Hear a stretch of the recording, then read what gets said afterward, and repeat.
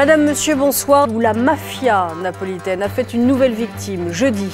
Un jeune homme a été abattu en pleine rue. Nous verrons dans quelles conditions travaillent les journalistes qui s'intéressent de très près à la Camorra. Ils vivent constamment sous escorte policière.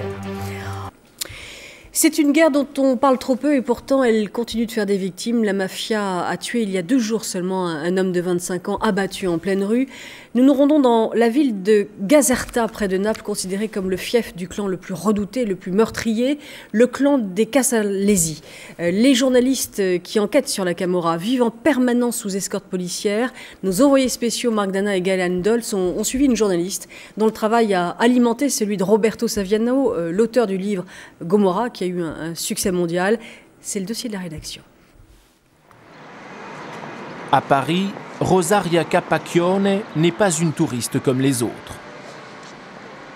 À l'étranger, sans ses gardes du corps, elle revit. Cela faisait 9 mois que j'attendais de passer ces vacances seule, dans un endroit qui me plaît et libre. Enfin libre.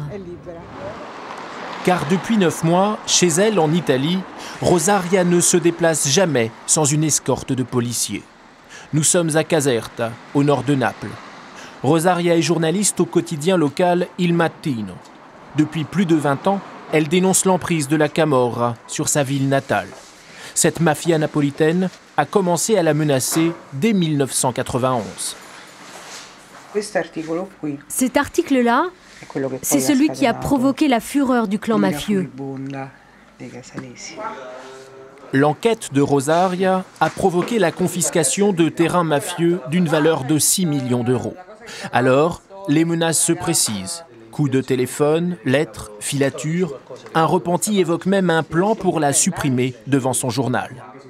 Depuis, la rédaction du Mattino, qui a déjà vu un de ses journalistes tué par la mafia, s'est transformée en bunker. Caméras de surveillance, portes blindées et toujours 2 gardes du corps. On essaie de continuer à travailler le plus normalement possible. Les policiers font maintenant partie de la rédaction, c'est comme des collègues armés, mais on essaie de ne pas les voir, ces pistolets. Ici, on risque tous notre vie. À n'importe quel moment, même les gens dans la rue risquent leur vie. On peut recevoir une balle perdue au cours d'une fusillade. Être tué par balle en se promenant dans la rue, cette région du sud de l'Italie semble être un autre monde.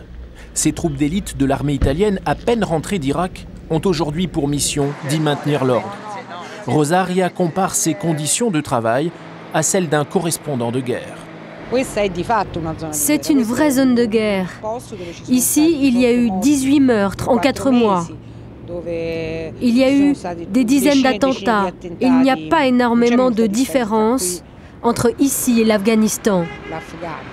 De retour à la rédaction, Rosaria nous montre le livre qu'elle vient de publier sur l'économie mafieuse. Elle tient à nous rappeler que la mafia italienne a aujourd'hui le plus gros chiffre d'affaires du pays, qu'elle est capable de réinvestir chaque année 100 milliards d'euros partout en Europe. Beaucoup de nos mafieux en fuite vivent en France ou font des affaires en France. C'est un problème grave qui doit être affronté au moins au niveau européen, parce que ce ne sont pas les frontières qui stoppent les intérêts et les affaires des organisations mafieuses. Aujourd'hui, les menaces de mort ou les attentats ne s'adressent plus seulement aux juges et aux repentis.